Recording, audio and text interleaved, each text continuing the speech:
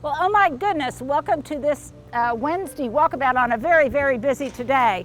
I've had people here pruning trees, cutting off stubs on the trees, cleaning up debris. I've been doing some of that myself. We had a huge thunderstorm last night, so there is just stuff to do absolutely everywhere. It's very humid today, so I'm not going to do a lot of working out in the garden right now. Plus, I didn't want to get in the way of any of said workers. But let me just show you some kind of things. We're going to hop from place to place to stay out of the way of the workers. But let me just show you some things that are going on, some things that are just fun. I mean, they are just fun. What I decided to do with that great big gray mound on the west side of the upper terrace, and then make sure to stay till the end because I have kind of an important question of the day I would like your input on regarding the placement of a plant. So what do you say, Stuart? Let's do it. Let's do it. Well, I don't know if you can see it or not, but there was a grasshopper that just probably hopped away. And that is one of the things on my Wednesday walkabout, or every morning actually, every morning I walk about, that I'm going to be looking for, and that is pests and problems, because they might really be an issue now that we have had so much rain. I think somebody said 4 inches in the last, I don't know, since the beginning of the month or in the last week or something like that. We had flash flooding alerts going off. I was just talking to my tree pruner about it, and he said, really watch your trees because they have just gotten saturated. Very unusual for us to get this much rain. Now, I think May may be our rainiest month, but to have this much rain in such a short amount of time is both a good thing, but also kind of a scary thing. But we'll take it when we can get it. And what is loving it are all of these moondance hydrangeas. Look at them. And we'll go around full circle and I'll show the white weddings in the front, but look at them. And look at how tall these arborvitaes are getting. I can't believe how much growth they have put on since we moved into the cottage. And they make a brilliant backdrop for the hydrangeas. And some of these are a little bit slower in coming out than the others, but nevertheless, once I have this wall of green with a secondary wall of white in front of it, and then this fall when these encore azaleas turn white, it's going to be magnificent. Look over here. I mean, look at the heads on these Terra hydrangeas. They're really too heavy for the plant to support them, but they're gorgeous. And I'm just waiting for these to brown because I'm going to be using them as dried flower heads inside. Look at they're everywhere. Oh wow, they're in there. Yeah, they're hiding, and they're especially droopy because we got so much rain last night. So I'm going to keep an eye on this. I've got a little bit of rust going on here, which I may or may not address with some, I believe it's copper fungicide. I've got 2 more here. And a lot of this stuff you see is wilting because it's been so cloudy recently. A lot of these plants aren't used to seeing the sun.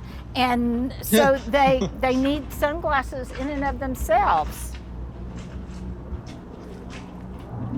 I don't know if I pointed these out before, but I had Oakland hollies in here, which they're doing brilliantly in the ground, by the way. They're doing brilliantly. But in these pots, I think it got too cold. So I put something in here that was free. I shopped my garden. These are actually shopped from my other house, and I just put some Blue Point junipers in there. Now, Stuart, let's take a minute to look across the street at what's going on. Now, this is infrastructure work because they are working on the gas lines over there, and happily, I went over and talked to them this morning and I said, oh, you're not going to come over to my side of the street, are you? And please. Yes, please. And he said no, because they are really digging huge trenches, making a big old mess. They're fixing it. Yes. Now come into the back. I've barely been back here this morning. to see what's going on. We did a tree trimming video with my buddies Kayla and David, and we'll be showing that to you separately because I did have more tree work that needed to be done that were really starting to be a problem with, let's just say I was getting worried with all the rain we've been having that some of those branches might break and fall onto my house. Okay, look back here, Stuart. Look at how everything is going crazy. It is going crazy. So much rain. I haven't really had a chance to clean up. I noticed this yesterday on my ajuga here. I don't think I have ever seen powdery mildew on ajuga. We've had so much rain and back here it doesn't get as much air circulation, so I've got powdery mildew on my ajuga, and I will be spraying it with a fungicide, copper fungicide or something appropriate to that. You can even make a household version of it using baking soda and soap, but pay attention. If you've had as much rain as I have, then you might want to be checking everything for signs of powdery mildew. Okay. Oh, look here. It rained so heavily last night, and look at this nest made out of all of the birch or the red cedar bark. Oh my goodness. I don't see any eggs. It fell from pretty high up here. It fell onto some of my topiary. Oh my goodness. I hope you little birdies are okay. I don't know where it came from. Oh. But, oh no. Let's take a break here while I can grieve for just a moment, and then we'll come back. Okay, one of the trees that I'm having drastically pruned because it was really hanging over my house and my neighbor's house, and that was the soapberry tree. And it was so funny, the girls across the street came over the other day, and they had gathered so many of these little jewels, they called them, and these are the soapberry berries off of the soapberry tree, and they have pods in them that look like black beans. And I thought, oh, how fun would those be to mulch some of my topiaries on the table. So yesterday, after I trimmed a couple of these myrtle topiaries, I did indeed use some to mulch the pots, and just always be on the lookout. Now, there might be certain things that you could forage where it would be a detriment to the plant itself, but I Googled it and I didn't see any reason why I couldn't put these soapberries on top as a top dressing. These guys here, look at these. We need to do a whole segment at the potting table, Stuart, but it's been so wet. I have to say though, all the topiaries are just loving it. And I mean, just look at how much, I mean, truly my vision is coming together because all of these mounds are starting to grow into one another. Look at this Chef's Choice. Yep. Oh my word. It smells incredible. The Encore azaleas. I am this weekend, you guys, probably on Signature Style Saturday, because I consider these olive trees to be a signature touch. I am going to be pruning on these. One of you guys asked if I would show how it's done. I have lots of olives on this one, and now I'm showing signs of some olives. It seems like I noticed some on this one the other day.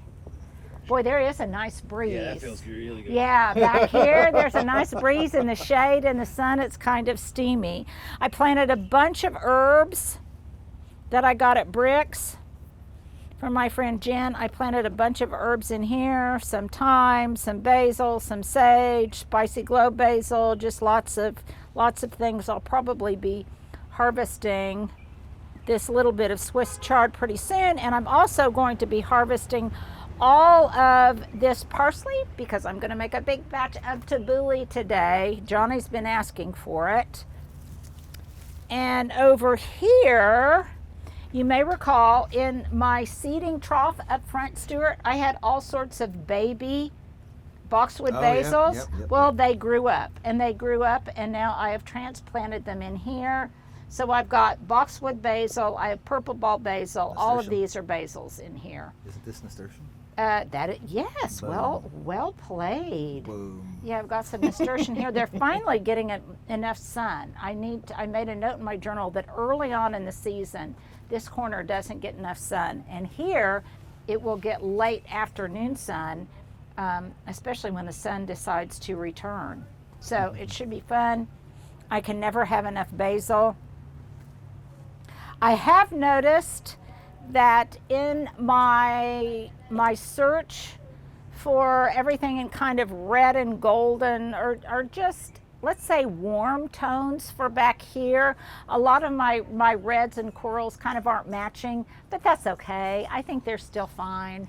You can hear the guys clomping around with all of their tree gear. They're still working on it. I want to just brag a little bit on my topiaries. Remember, we did that these winter, and look at how great they're looking. Dude. And I need a lot of the mulch on top of those. That's a good thing for people to Has realize, washed because this off. is a part in the process that it takes a while, It does take a while. and you can start to see it, but it still takes a while after you start to see it. Yeah, and I promise you, by the end of the season, Yep. these will look like full-blown topiaries. A lot of these things are just recovering. You'll notice I'm not really doing much working today because I'm trying to stay out of the way of the tree trimmers. They're gonna remove a big branch over here that's hanging over the garage on this hackberry tree, probably some of the dead wood.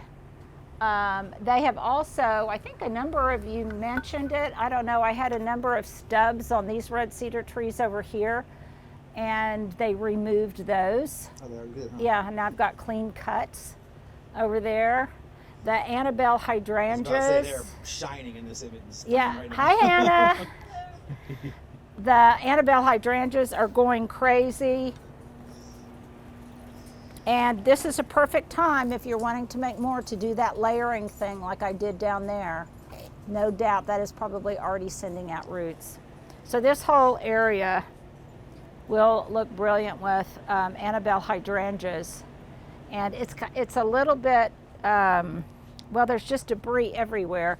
And last night, Stuart, did you notice how much lightning we It got? was like nonstop. It in my was window. nonstop, and a lot of it was lightning that didn't have thunder. Yeah, just sparks. It was cloud to cloud, or whatever you Yep. call it. That's it. Here's an update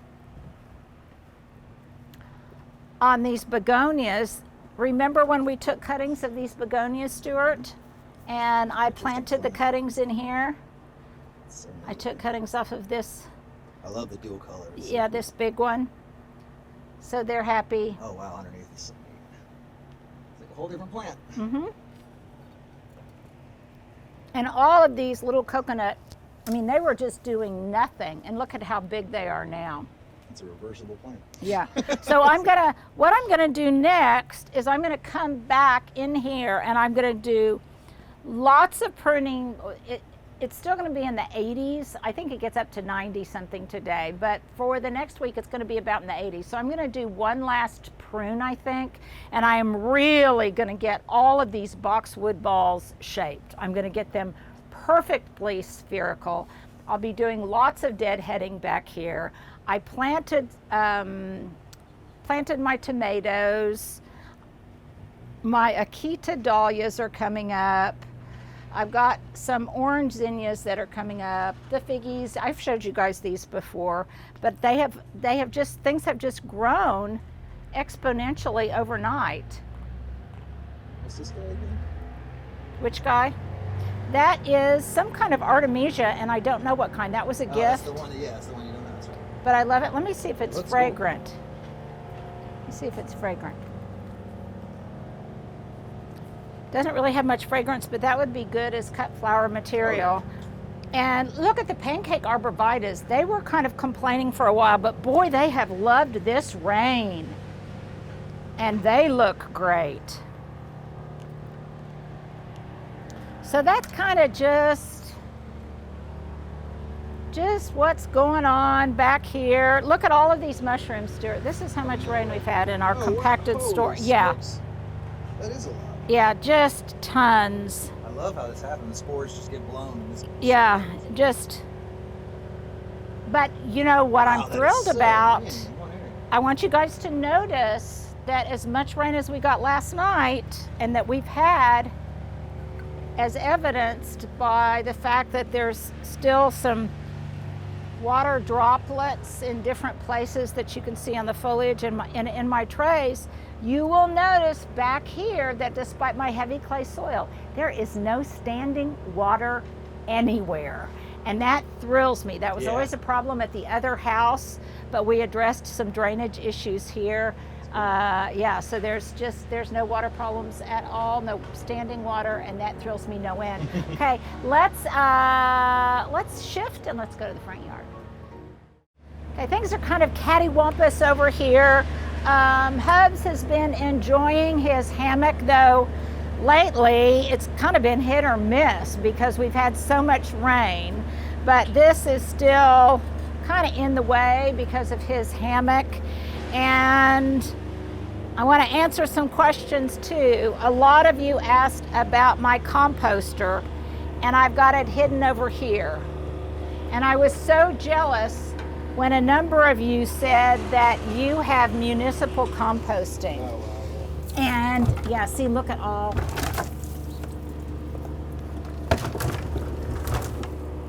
So this is something else I do, and it's really heavy now. It's really heavy now because it's got so much water in it. And I have to do that so some of it will kind of drain out. So once it gets hot, this should cook pretty fast. So that's another thing that I do every day is I tumble my compost tumbler. Okay, I am such a proud mama. This was a rotted jack-o'-lantern that went to seed, it germinated, and it's just an experiment for me. I feel like a little kid. And look here, I have my first pumpkin. Actually, I have two. I just couldn't find the other one a minute ago. But can you see it?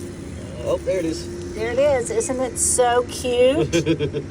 Point to it again so people can see it. Okay, yeah, it's right here. Because you almost can't tell. As soon as it starts growing, you Yeah, can tell. yeah. And I have no idea what kind it is. I am just going to let this do its thing and enjoy coming out and visiting it each morning, just like I did when I was a little kid.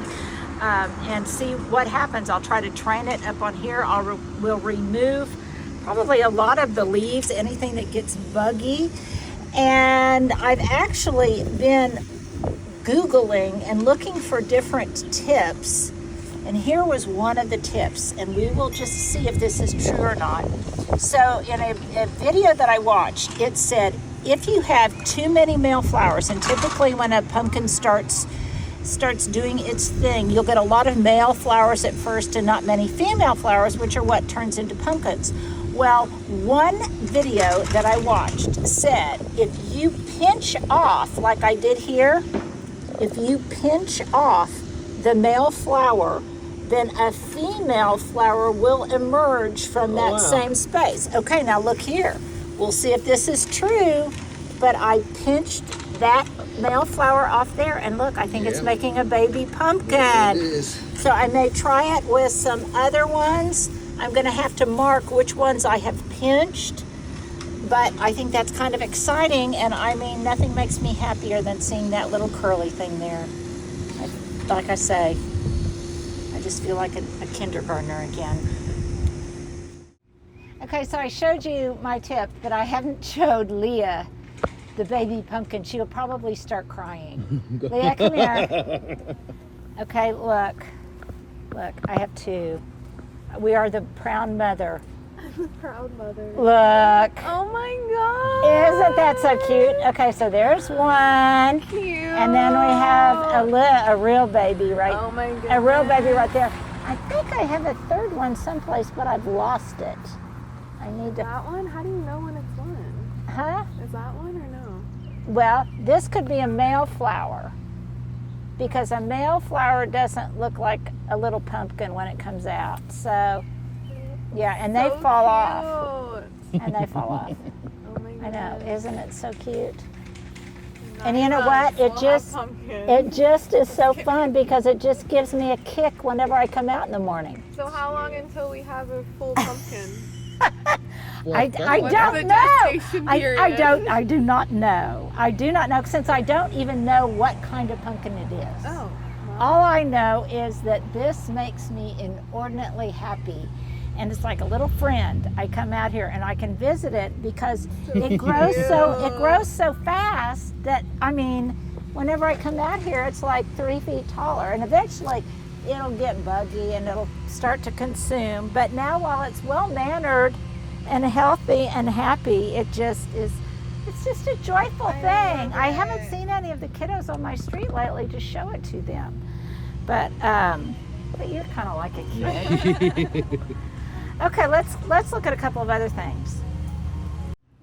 Well, there were a lot of different options for cutting back this huge dusty miller that was growing here on this side, on the west side of the upper terrace, and I decided to just whack it back because I don't know. I'm going to see if it'll come back out. I think it probably will, and when it does, on a day when it's not as hot as it is today, I probably will move it maybe over in here. I won't even divide it. I think I'll just leave it that same scale. But I did take all of the cuttings, I brought them inside, and I did a mammoth arrangement in a footed glass vase with some Annabelle hydrangeas. It's very, very simple, but I love the way it turned out.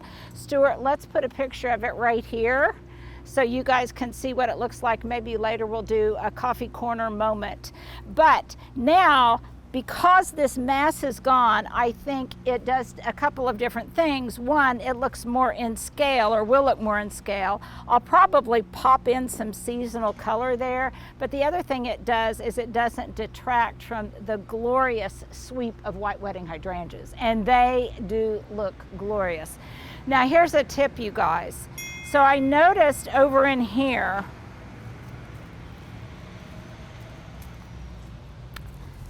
that I loved the effect, you know, and when we do our morning walkabouts, we're not just looking for pests and disease and what needs to be done, but we're also looking for ideas.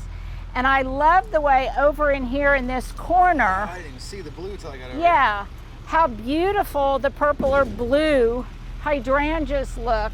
Wow. With these bits of larkspur That was surprising. coming up. So I'm thinking, ooh, I love it with the purple, I love it with the white.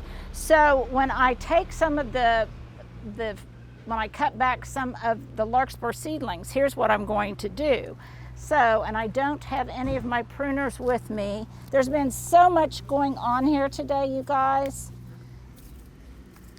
that we're doing this in fits and starts. But I will take the seed heads from larkspur. These are not dry yet, but even before they dry, this is still something that I do.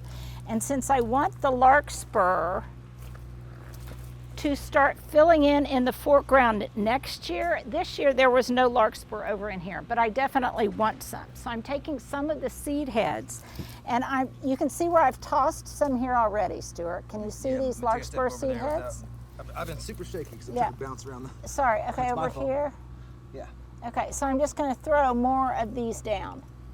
And these will just dry in place. I've done this with some of the larkspur. And I just take the seed head stalks and I just throw them where I want the larkspur to germinate, or the foxglove, whatever it is, and I just kind of throw them into place. And I discovered this when I had cut a bunch of stalks at the other house. I set them on in a big pile, and I didn't go back and get them till a couple of days later. And lo and behold, they dropped a lot of seeds while they were sitting there. And the next year I noticed that I had all of these seedlings of larkspur coming up in that area. So I thought, okay, well, I'm just going to do the same thing. So when I cut it back, when I pull it out or whatever, you can stay right here, Stuart. Okay. I'll show you what I mean.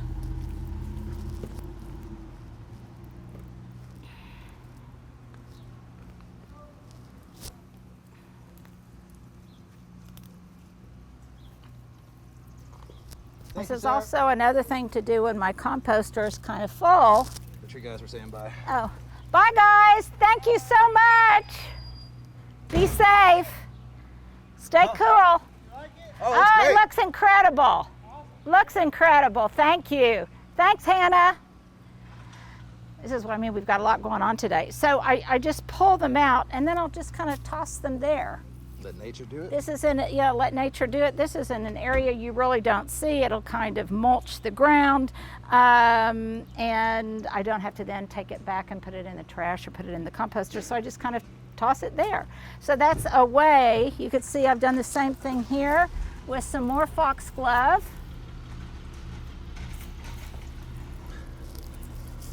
And this may germinate here, it may not. Dusted right off of that. Yeah. It may germinate, it might not. That was somewhat dissatisfying things that happened. That was That was very satisfying. Very satisfying. Yeah, but that's just a risk worth taking. Same thing here. See, here's some. Look at all those seeds in there. See all those black seeds? Yep. Okay. So now if I want them to grow in the foreground, just take it and toss it over there. In between Stuart's legs.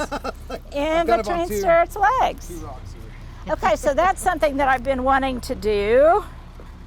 So the other day, if you watched me working in the front yard, I did this whole quadrant. I remulched it. I cut a bunch of stuff back. I swear things have grown just since then, Stuart. Well, just, yeah, absolutely. Just the other day.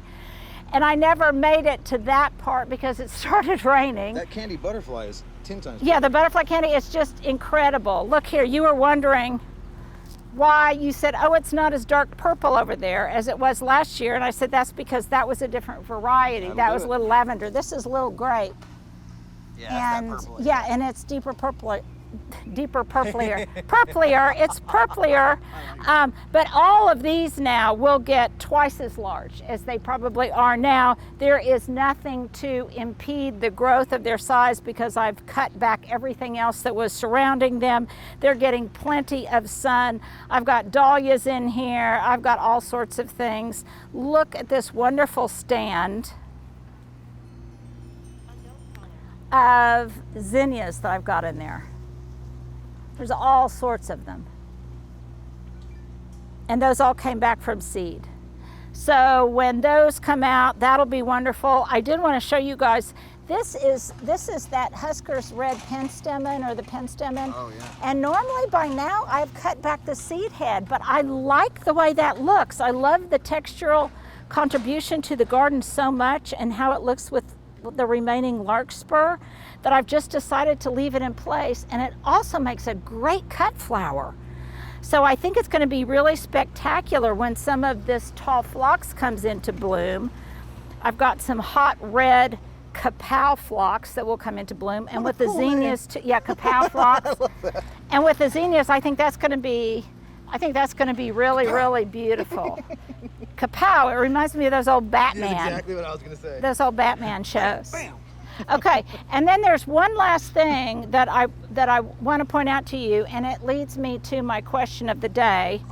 But Tightrope walking to you. Tightrope walking. Okay, before we leave, look at how beautiful that leucanthemum from Southern Living looks. Daisies. I love them. In fact, I love them. Last year they didn't do anything. This year they are blooming their heads off. And I think I'm going to plant more of them. And Stuart, I just can't resist. Look how beautiful it looks, looking back that way, Oh, yeah. towards the walkway. Look at the color, yeah. Really beautiful. Okay, so now come down the hill. Did you ask your question that you said you were going to ask? Not yet, Okay. Just I couldn't because remember. I have to ask it down here. Cool, I just couldn't remember. We haven't done that in a long time. So my friend John called me this morning, and he was wanting to know of some Southern Living plants for one of his clientele, and he said it's in a really tough area. They've got really bad soil. They have a really bad deer problem, and what would I recommend? And I said, ooh, I recommend orange rocket barberry, fire chief arborvitae, and this abelia. And I said, that'll be beautiful, and it'll be beautiful in that context. Okay, so here's my question of the day. I want you guys to give me your input. I haven't made up my mind, so look along the expanse of the wall. In the past, Stuart, right here, we might put a picture of when the tulips were here. Okay. There were tulips all along here. And then last week, all of these wonderful apple blossom roses were cascading over the side, or eventually will really cascade over the wall. And then I've got all the better boxwood, and I love the way these Obsession Andinas look with the color of the apple blossom roses, and they give winter interest. Okay, blah, blah, blah. So I love all of that. What don't I love? And this is my question of the day. I think this gifted lamb's ear that was given to me sticks out like a sore thumb. All of this is gray and in these kind of summery to autumnal hues, a la autumn's edge, and then I've got this two light colored, two light gray blob right here. So here's my question: should it stay or should it go?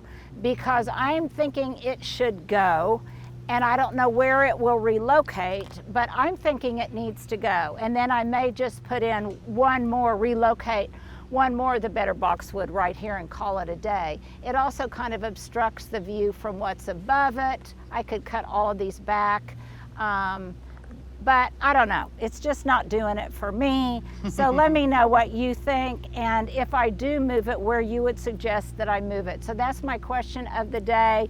Thank you guys for hanging out with me on this. I'm sorry that we're so kind of scattered around here. There have been so many people coming and going today, but I never want to miss a Wednesday walkabout with you if I possibly can avoid it. So you guys take care. Make sure to put the comments below. What are you experiencing in your own Wednesday walkabouts? What are you observing? Have budworms come your way yet? Let's close here, Stuart, right here. Let's put some pictures of the window box last year and the window box this year, and you guys can tell me your thoughts. Take care.